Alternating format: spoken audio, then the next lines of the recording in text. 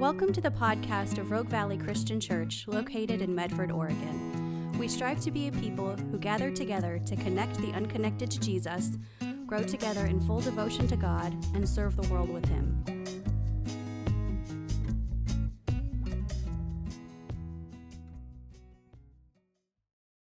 How many of you are familiar with Fanny Crosby?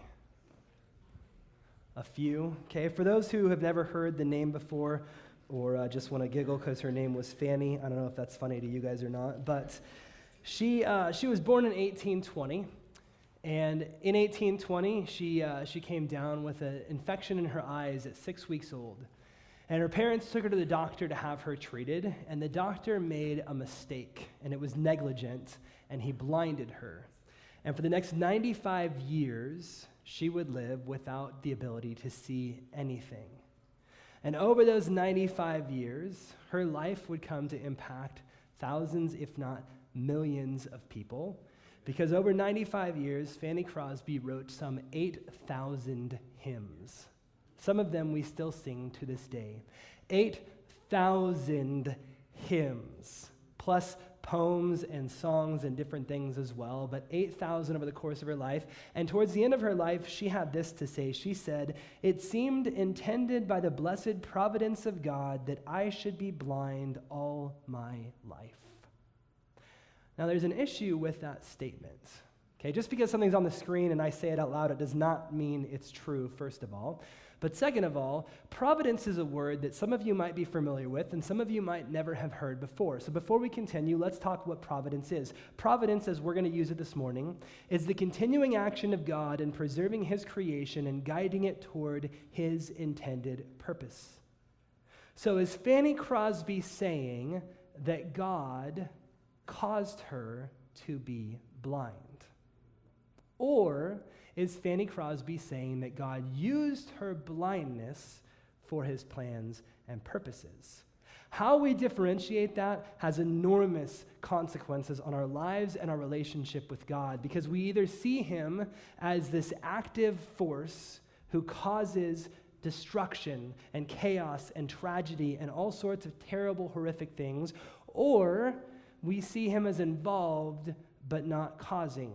Or even off the spectrum somewhere else as those who see God as being withdrawn and removed. See, when we use the word for providence, there's two types that we see in the Bible and in the world. The first is that called preservation. So it's God's preserving of His creation. We talked about this in the beginning of Genesis. God created the universe, and on the seventh day He rested. But we said it's really important for us to know that God did not cease to do anything, because if that were to happen, the universe would cease to exist. Amen. The way providence works in God's preservation is that He keeps things moving and working and shaping and molding, right? Think about the wind, for instance. What is it that causes the wind to go around the earth? Right? Scientists can try to come up with an explanation, and meteorologists can try to come up with theories, and yet I have a friend who's a meteorologist up in Alaska, and a lot of it is just simply guessing. Now, they use the word theories or hypothesis, but if God ceased to cause wind to flow over the face of His earth, life would cease to exist. If He ceased to cause the oceans to have a current that no one can explain, life would cease to exist. So providence from God's preservation is Him sustaining His creation.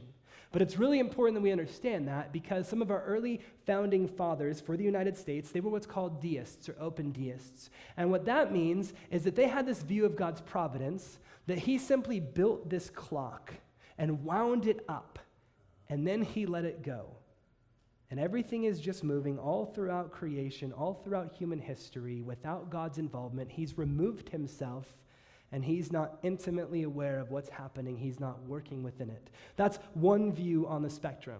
Then the other side of that would say, no, God built a car, and instead of just putting it on cruise control and letting it go down the highway on its own, He is the force that is actively applying pressure to the gas pedal and keeping the car in motion. Now, which of those two sides that we believe impacts how we view God as creator and king? And there's a few verses in the Bible that actually talk about what preservation means in our lives and in the world. Nehemiah 9:6 is the first one. Nehemiah 9:6, you alone are the Lord. You made the heavens, even the highest heavens and all their starry host, the earth and all that is on it, the seas and all that is in them. You give life to everything. There's an active wording there, as though God is presently, currently, ongoing, continually giving life. Next verse, Psalm 103, or Colossians 1:17. He is before all things. This is talking about Jesus. And in him all things hold together. There's an active wording there. Third is Hebrews 1:3. The Son is the radiance of God's glory and the exact representation of his being, sustaining all things by his powerful word. So if we take Scripture at face value, and I hope that we do, there's this groundwork and foundational truth that God's providence in preservation is him keeping the world running, keeping the earth spinning exactly the right speed at exactly the right rotation, 23.5 degrees off of our axis, exactly the right distance around the sun, with the moon rotating exactly the right distance to make tides and keep the ocean moving. And all of that is a part of his preservation. That's not the one that gets most people in arguments or causes division. The one that does that is what's called government. And God's governmental providence is him guiding creation toward his intended purposes. That's Fanny's statement when she said, it seemed intended by the blessed providence of God that I should be blind all of my life. There's the question within government, does God cause or does God allow? And how we view that has massive implications, not only on how we read the word, but how we relate to him as God. A few verses that talk about God's government. Exodus 21:13 makes it clear that God lets certain things happen. He's talking about unintentional murder, like if an animal kills a human. If it's not done unintentionally, but God lets it happen, so God can allow things to happen, but then we begin to see in Psalm 103:19, the Lord has established his throne in heaven and his kingdom rules. That's an active wording, rules over all earth. And then last but not least, Ephesians 1:11, in him we were chosen, having been predestined according to the plan of him who works out everything in conformity with the purpose of his will. So this idea of providence is a huge theological theme that we have to understand, not just because it's directly present in the 2 chapters that we're going to cover in Genesis this morning, but more importantly, because it changes how we view and relate to God. Right, a few years ago, there was an earthquake that hit Haiti, did massive destruction.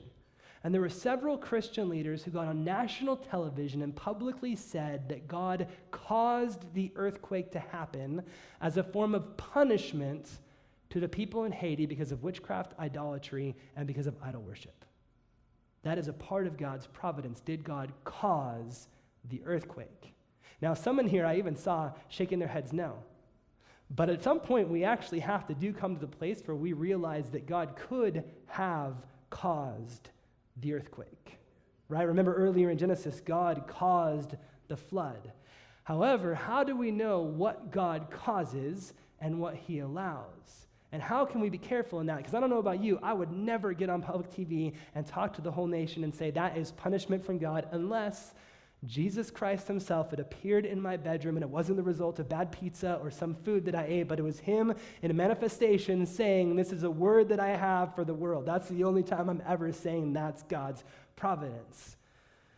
But how do we look at it and interpret it in our own lives, in the stories that we read in Scripture? Are we aware of this inner working, the reality that God is actively involved in his creation, not just sustaining it, but he's working it out governmentally for his plans and purposes? That is what we're going to look at this morning in Genesis chapter 22, and I would encourage you to turn there with me. And if you're new or visiting, we've been covering Genesis since the beginning of January, and we've been going through this incredible book with a goal to experience the love of God and to grow in relationship with him. And so every story that we've looked at has been viewed from the lens of what does this teach us about God? That's our first question of importance every single week as we're reading. What does this reveal about the Lord? Then once we understand what it reveals about God, we can start to understand what it reveals about humanity. Just a quick recap for those who might be new or visiting. For the past few months, we've been actually focusing on a man named Abraham. And we started this journey with him in Genesis chapter 12 as God appeared to him in a foreign land. And he said, I will make you into a nation, and I will give you land, and I will make your name great. But then for the past 2 months, we've seen that it took 25 years of waiting and waiting and waiting before Abraham and Sarah even had a son, let alone a whole nation. Right? 25 years of waiting, and they went through it painfully and anxiety, and they had all these ups and downs and different events that we focused on. But then we saw last week, they had received their promised son, and God speaks to Abraham, and he tests him. I want you to take your son, your only son whom you love, Isaac, and I want you to sacrifice him. We went through that portion of the story where Abraham obeyed in faith to the point where the knife was drawn in the air and the angel of the Lord said, Abraham, Abraham, now that I know that you fear me, do not sacrifice your son. And the angel of the Lord provided a ram in the thicket for Abraham to sacrifice instead. It's in the midst of all of this time, as it's passing, as it's moving, as it's going, that we come to the second part of Genesis 22, verse 20. And we pick up our story. Sometime later, Abraham was told, Milcah is also a mother. She has borne sons to your brother Nahor, Uz the firstborn, Buz his brother. You can't make that up. Kemuel the father of Aram, Kesed, Hazo, Pildash, Jidleth, and Bethuel. Bethuel became the father of Rebekah. Milcah bore those 8 sons to Abraham's brother Nahor. His concubine, whose name was Remuah, also had sons Teba, Gaham, Tehash, and Makkah. Why do we read those passages? Right? Like, have you ever thought that? You're reading a part and you're like, why is this in the Bible? Well, that one specifically is in there for a reason. And from a literary standpoint, it's kind of strange to us because we just finished the story of Abraham about to sacrifice Isaac. They go back to the camp, and then it gives us a little short genealogy. And then it jumps right in chapter 23. Sarah lived to be 127 years old. Well, why do we care whose Nahor's sons were? Well, we care because in chapter 24, which we'll get to, we're going to be introduced to a girl named Rebekah. And in verse 23 of chapter 22, we saw Bethuel became the father of Rebekah. So it's telling the reader and the original audience, as Moses is writing to this, the children of Israel on the plains of Moab, they're hearing about their ancestors, they're hearing about their lineage, about the genealogy. When they hear the name Rebekah, it's a cue for them. Like, pay attention, this is important, this person will come up again. However, those of us who are here today may not be familiar with Rebekah. We may not know who exactly she is. So this is a part for us to be able to tie in and say, pay attention to the name Rebekah. But before we get to her, let's go through chapter 23, starting in verse 1. Sarah lived to be 127 years old. She died in Kiriath Arba, that is Hebron, in the land of Canaan, and Abraham went to mourn for Sarah and to weep over her. Then Abraham rose from beside his dead wife and spoke to the Hittites. He said, I am a foreigner and stranger living among you. Sell me some property for a burial site here, so I can bury my dead. The Hittites replied to Abraham, Sir, listen to us. You are a mighty prince among us. Bury your dead in the choicest of our tombs. None of us will refuse you his tomb for burying your dead. Then Abraham rose and bowed down before the people of the land, the Hittites. He said to them, If you are willing to let me bury my dead, then listen to me and intercede with Ephron, son of Zohar, on my behalf. So he will sell me the cave at Machpelah, which belongs to him and is at the end of his field. Ask him to sell it to me for the full price, as a burial site among you. Ephron the Hittite was sitting among his people, and he replied to Abraham in the hearing of all the Hittites who had come to the gate of his city. No, my lord, he said, listen to me. I give you the field, and I give you the cave that is in it. I give it to you in the presence of my people. Bury your dead. Again, Abraham bowed down before the people of the land, and he said to Ephron in their hearing, Listen to me, if you will. I will pay the price of the field. Accept it from me so I can bury my dead there. Ephron answered Abraham, Listen to me, my lord. The land is worth 400 shekels of silver, but what is that between you and me? Bury your dead. Abraham agreed to Ephron's terms and weighed out for him the price he had named in the hearing of the Hittites, 400 shekels of silver, according to the weight current among the merchants. So Ephron's field in Machpelah near Mamre, both the field and the cave in it and all the trees within the borders of the field, was deeded to Abraham as his property in the presence of all the Hittites who had come to the gate of the city. Afterward, Abraham buried his wife Sarah in the cave in the field of Machpelah near Mamre, which is at Hebron, in the land of Canaan. So the field and the cave in it were deeded to Abraham by the Hittites as a burial site. Now let's be honest, who's ever read that chapter and wanted to skip through it as quickly as possible because why are we reading this in church? Just be honest, right? Even right now as I'm reading it, I'm sure like more than half of us were thinking, what does this have to do with anything? Nothing, I just wanted to read. No, this has everything to do with everything, Right? And unfortunately, a chapter like this is one that we often blow right through because how could this possibly be relevant to us in 2017? Well, the first thing is there's some visual cues in this passage and chapter that tell us about the importance and significance. The first is in verse 1. Sarah lived to be 127 years old. Anytime we hear reminders of ages, it's important for us to think through, when were we first introduced to this person, and what does it mean? Sarah was 65 when we first met her in a foreign land with her husband, Abram, before his name was changed. 65. And she lived to be 127, which means for 62 years, she journeyed and traveled and lived with Abraham. Why does that matter? Well, it matters because at the age of 65, she heard a promise that God gave her husband, I will make you into a great nation, I will give you land, and I will make your name great.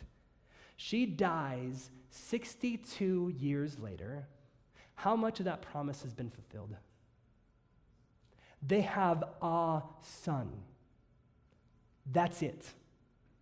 A son after 62 years, and she dies without ever seeing the fulfillment of God's promises. Right, the book of Hebrews chapter 11 ties us back to this moment in history. Hebrews 11, starting in verse 11. And by faith, even Sarah, who was past childbearing age, was enabled to bear children because she considered him faithful who had made the promise. So she had faith in God. And so from this one man, and he as good as dead, reminding us that they're super old, came descendants as numerous as the stars in the sky and as countless as the sand on the seashore. Go to verse 13, though. All these people were still living by faith when they died. They did not receive the things promised. They only saw them and welcomed them from a distance, admitting that they were foreigners and strangers on earth.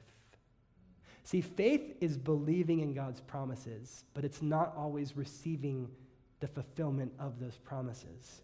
And for 62 years, Sarah has been waiting and waiting and waiting. It took 25 years for her to have a son. And then, think this through, she was alive for another 37 years without seeing the next portion of fulfillment of the promises of God, and yet, the book of Hebrews tells us that she had faith. I think that's incredibly important for us in 2017 to realize, hey, we might have a promise from God, or we might have things in Scripture that we can see. We have the reminder that one day Jesus will return and his second coming, and even if we die before that happens, we will join a whole multitude of Christians who have lived that way for millennia, right? Hearing the promises of God and not seeing the fulfillment, and yet Sarah had faith. But this chapter isn't just in the Bible to show us about Sarah's faith. It's to show us the next part of the fulfillment of the promise. See, if you go back through chapter 23, this is all about Abraham getting legal rights to the promised land. Because up to this point, for 62 years, they had lived there as foreigners, not owning any portion of the land. They had just been moving around and living in different places and camping their tents, but not having a deed to it. And if you go back chapter 23, you can see this. Verse 4. Abraham says, I'm a foreigner and stranger among you. Sell me some property. But then in verse 6, the locals say, well, bury your dead in the choicest of our tombs. They're saying, we don't want to sell you our property, but you can have a burial place. And then Abraham goes back to it in verse 9. He says, so he will sell me the cave which belongs to him. Sell it to me. He needs to own it. He needs to have the deed. He needs to have a legal possession in front of all of the people there that land is rightfully his. But then in verse 11, Ephron says, I give you the field and I give you the cave that is in it. I give it to you in the presence of my people. And Abraham says in verse 13, I will pay the price of the field. And we miss this interaction that's incredibly important because God is trying to establish a legal precedence for the children of Israel that they would know as they're camped outside the promised land, hey, that land in there is legally ours and we own it. And this part of the story shows the fulfillment of that part of the promise. It says that Ephron asked for 400 shekels of silver. And I don't know about you, I have no idea how much a shekel of silver is. So when I read the story, I'm like, well, great, is that like $50? He gave him $50 for the field and the cave. No, this is an exorbitant amount of money. Ephron is taking advantage of him. He's making the price so high that he's expecting Abraham to say no, and Abraham says, fine, I'll agree to your terms, and I'll weigh out the silver. And then twice at the end of the chapter, verse 17, it says that the field and the trees were deeded to Abraham in the presence of the Hittites. It's a legal precedent showing that Abraham owns the land. Then again in verse 20, so the field and the cave in it were deeded to Abraham by the Hittites as a burial site. And here we see, as we saw a few weeks ago, the beginning of the promise of the seed or the son that would turn into a nation. Here we see the beginning of the promise of the land that would be the promised land, modern day Israel. And it starts here in this moment that many of us just pass over as quickly as possible. But we also see God's providence here, right? We see his governmental activity and his working. He doesn't force Ephron to sell the field, but he moves and arranges. He knows there needs to be a precedent, so there needs to be a legal standing to this, and so he makes that happen. But the story doesn't end at the end of chapter 23. This actually continues into chapter 24.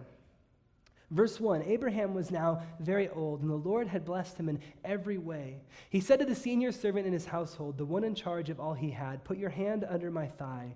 I want you to swear by the Lord, the God of heaven and the God of earth, that you will not get a wife for my son from the daughters of the Canaanites, among whom I am living, but will go to my country and my own relatives and get a wife for my son Isaac. The servant asked him, what if the woman is unwilling to come back with me to this land? Shall I then take your son back to the country you came from?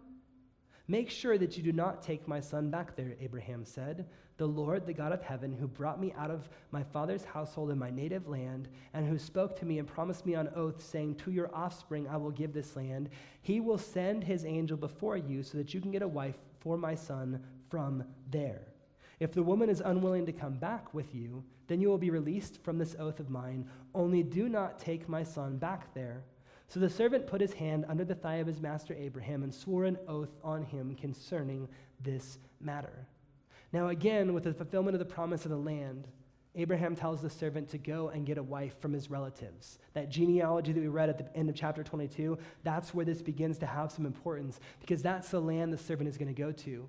But again, the servant says, well, can't I just take Isaac, right? Like making a match is so much easier. If the dude gets to see his wife before they get married, it'll be better that way. And Abraham says, no, Isaac stays here in this land because this land has been promised to us by God. You go and get the girl, and then you return to us. So we pick up in verse 10. Then the servant left, taking with him 10 of his master's camels loaded with all kinds of good things from his master. He set out for Aram Naharaim and made his way to the town of Nahor. He had the camels kneel down near the well outside the town. It was toward evening, the time the women go out to draw water. Pause real quick, because between verse 10 and verse 11, there's like 2 or 3 months of time that passes, and we don't get that from the story, right? It sounds like he hopped on his camels, he rode across the street, he settled down by the well, and they were good to go. Now, this is like an 800-mile journey with a caravan of camels, right? It's a long process, and he gets there, and picking up in verse 12, then he prayed, Lord, God of my master Abraham, make me successful today and show kindness to my master Abraham. See, I am standing beside this spring, and the daughters of the townspeople are coming out to draw water. May it be that when I say to a young woman, please let down your jar that I may have a drink, and she says, drink, and I'll water your camels too, let her be the one you have chosen for your servant Isaac. By this I will know that you have shown kindness to my master. See, he's asking for God's governmental providence to play into the story, that God would show him the woman that Isaac is supposed to marry, that he would make it evident, that it would be beyond doubting, beyond missing, that this is the right woman. Verse 15, before he had finished praying, Rebekah came out with her jar on her shoulder. She was the daughter of Bethuel, son of Milcah, who was the wife of Abraham's brother Nahor. The woman was very beautiful, a virgin. No man had ever slept with her. She went down to the spring, filled her jar, and came up again. The servant hurried to meet her and said, please give me a little water from your jar. Drink, my lord, she said, and quickly lowered the jar to her hands and gave him a drink.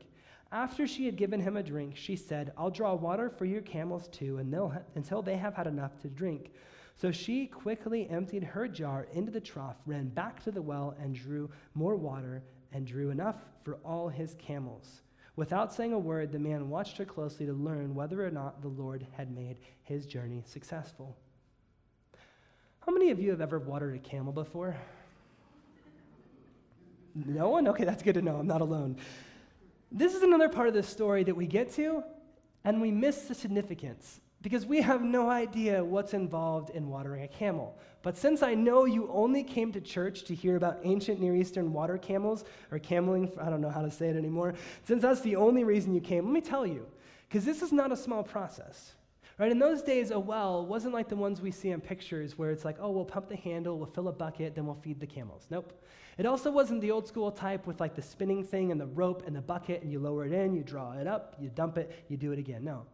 These wells were carved into the ground with a massive spiral staircase that went all the way down to where the water was. And the more water they took, the lower down they would have to dig. And so it's possible that you go down and down and down and down. So when she comes up with her jar of water and the servant asks for a drink, it's no big deal, right? I can give you a drink of water. But then when she offers to water his camels, this is a caravan of camels, 10 camels. It tells us that specifically and purposefully, because this isn't like a 5-minute job that she's going to offer to do.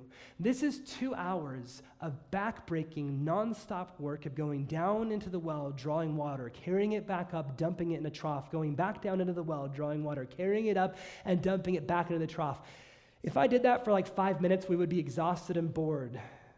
If I just talked about it, and she did it for 2 hours, possibly longer, going back and filling the trough, going back and filling the trough. This is why his prayer was significant and important, because he wasn't just saying, oh, any of the girls that are here can fulfill this. He's saying it would be so arduous and difficult that only the right girl is going to follow through with this. Only the right girl is going to do this. And that's exactly what happens. For 2 hours, she waits on this stranger and waters his camels. And in verse 22, picking back up with the story, when the camels had finished drinking, the man took out a gold nose ring weighing a beka and 2 gold bracelets weighing 10 shekels. It's about $10,000 in modern currency, just in case you're not familiar with those standards like I'm not. Verse 23, then he asked, whose daughter are you? Please tell me, is there room in your father's house for us to spend the night? She answered him, I am the daughter of Bethuel, the son of Milcah, born to Nahor. That part that we read in chapter 22.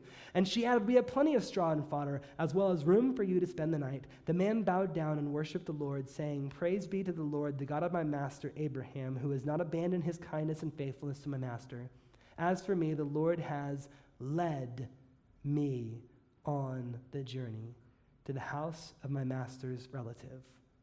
See, what's going to happen next is he's going to go into the home. And I'm going to skip this part because it's redundant for us in 2017, but he's going to go in and he's going to tell the whole family, hey, this is everything that just happened, all the stuff that we just read. We don't have to repeat that. But he's going to tell them, I want to take your daughter, Rebekah, back to this land in Canaan, and I want to give her as a wife to my son and my servant, Isaac. And he tells them the whole story, and we pick back up in verse 50. Laban, which is her brother, and Bethuel answered, this is from the Lord. We can say nothing to you one way or the other. Here is Rebekah, take her and go, and let her become the wife of your master's son, as the Lord has directed. When Abraham's servant heard what they said, he bowed down to the ground before the Lord. Then the servant brought out gold and silver jewelry and articles of clothing and gave them to Rebekah. He also gave costly gifts to her brother and to her mother. Then he and the men who were with him ate and drank and spent the night there. When they got up the next morning, he said, send me on my way to my master. But her brother and her mother replied, let the young woman remain with us 10 days or so, then you may go. Now, if you're familiar with Laban, he's going to come back in the story in a few chapters.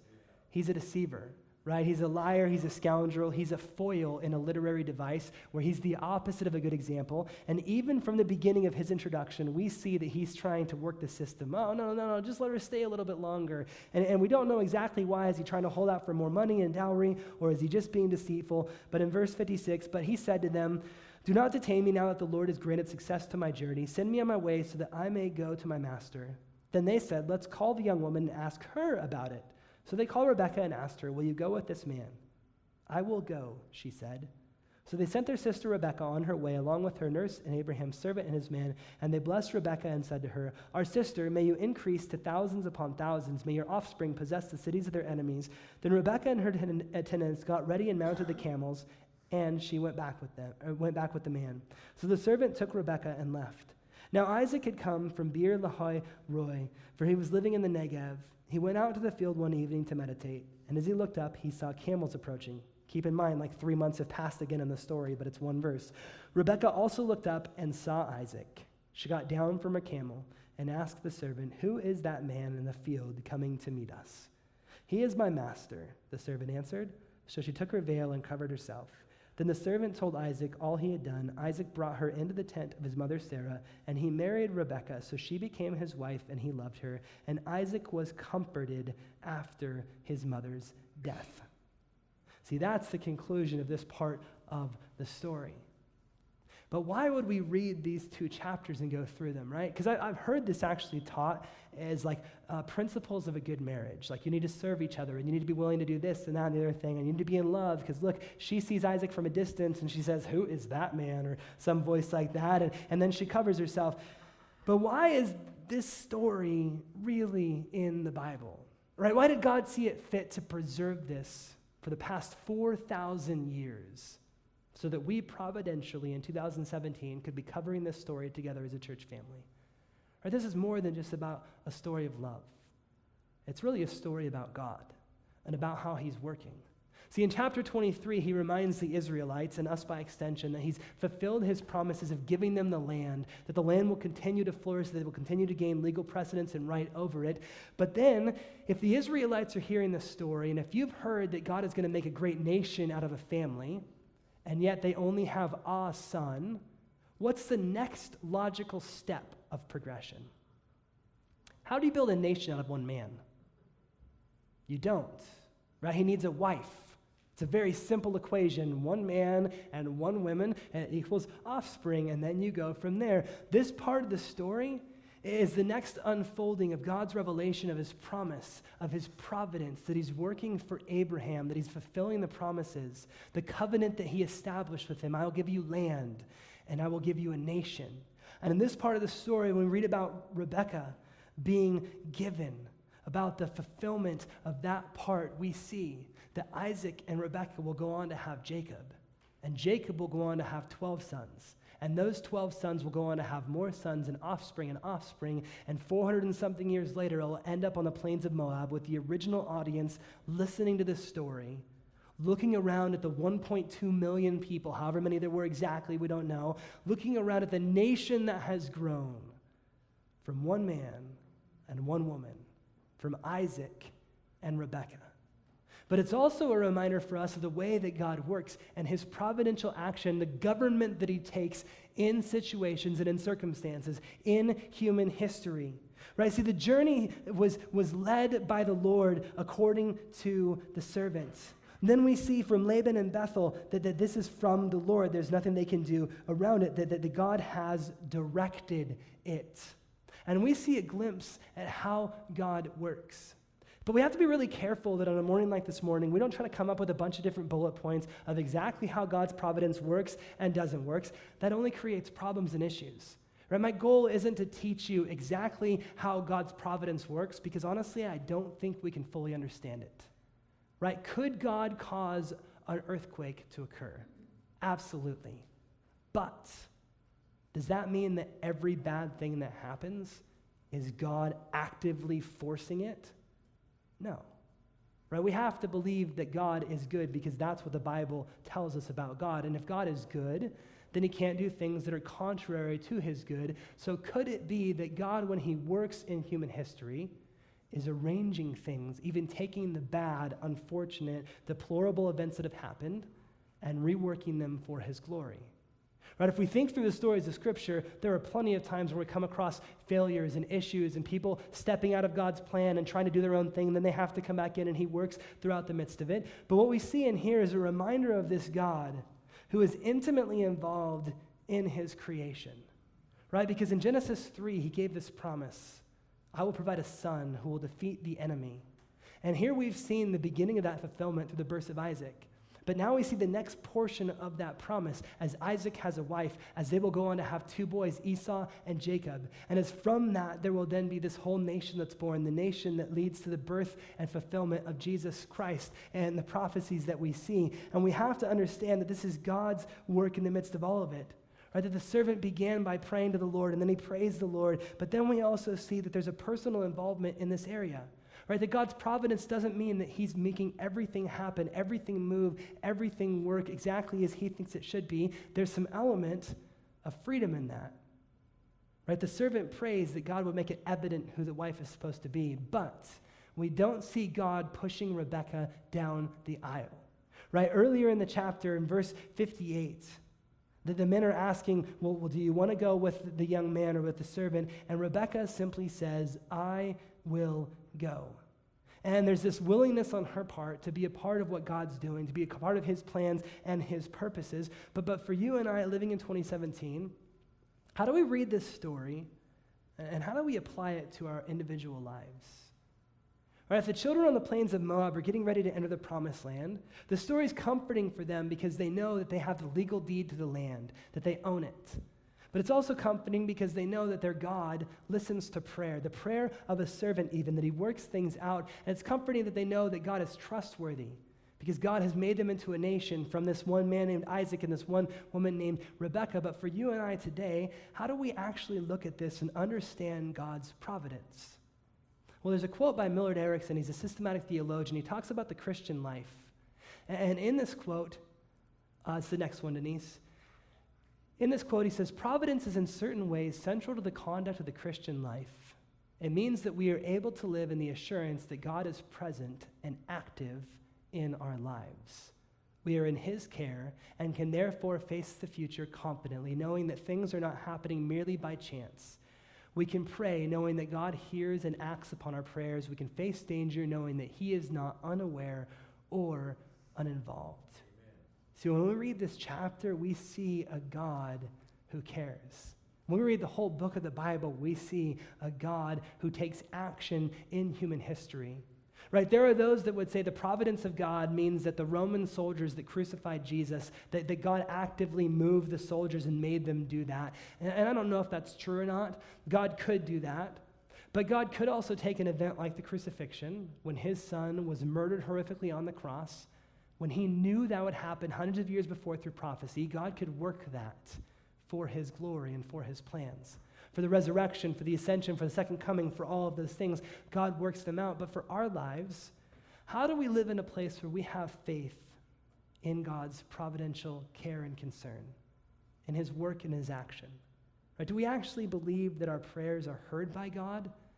Do we believe that they're answered? Do we believe that God is working upstream and arranging and moving things for his glory? Right, I remember like 7.5 years ago, or 8 years ago now, Natalie and I bought a house. And it was our first house that we bought, and we were super excited, and it was right down the street from a church. And so we were stoked, like, oh, okay, maybe we'll try it out sometime. And then 6 months later, we finally did. And we came to this church, and we started attending. And I look at that house, and I say, would we have started attending Rogue Valley Christian Church if it weren't for the purchase of that house 10 doors down on South Oakdale? Right, but then we got here and we started attending. We fell in love with the congregation. We started serving. And I asked the pastor at the time, hey, do you guys have a youth ministry? Like, do you want help with it? Well, I didn't know for 6 months they'd been praying for a youth pastor. Now, did God force me to walk into the doors of RVCC and force me to become the youth pastor? No. But God arranged and worked and moved and shaped.